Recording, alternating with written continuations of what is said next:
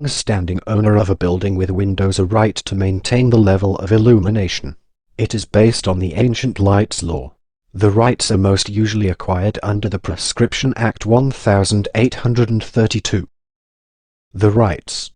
In effect, the owner of a building with windows that have received natural daylight for 20 years or more is entitled to forbid any construction or other obstruction that would deprive him or her of that illumination. Neighbors cannot build anything that would block the light without permission. The owner may build more or larger windows but cannot enlarge their new windows before the new period of 20 years has expired.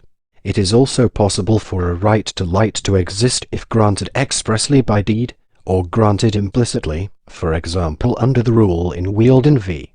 Burroughs. Once a right to light exists, the owner of the right is entitled to sufficient light according to the ordinary notions of mankind. Coles v. Home and Colonial Stores Limited. Courts rely on expert witnesses to define this term. Since the 1920s, experts have used a method proposed by Percy Waldram to assist them with this. Waldram suggested that ordinary people require 1-foot candle of illuminance for reading and other work involving visual discrimination. This equates to a sky factor of 0.2%. Today, Waldram's methods are increasingly subject to criticism, and the future of expert evidence in rights to light cases is currently the subject of much debate within the surveying profession.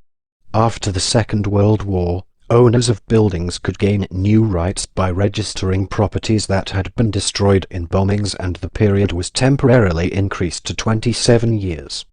In the centre of London near Chinatown and Covent Garden, particularly in back alleyways, signs saying "Ancient Lights" can be seen marking individual windows.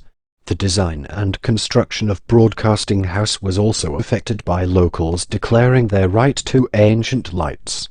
It resulted in a unique asymmetrical sloped design that allowed for sunlight to pass over the building to the residential quarters eastwards, long since demolished and now home to the new Egton wing.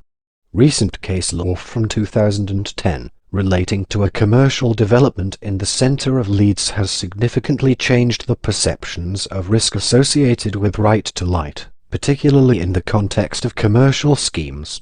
This case upheld an injunction against a commercial property. The result of this is that many developers are now looking to work with local authorities to try and use Section 237 of the Town and Country Planning Act 1990.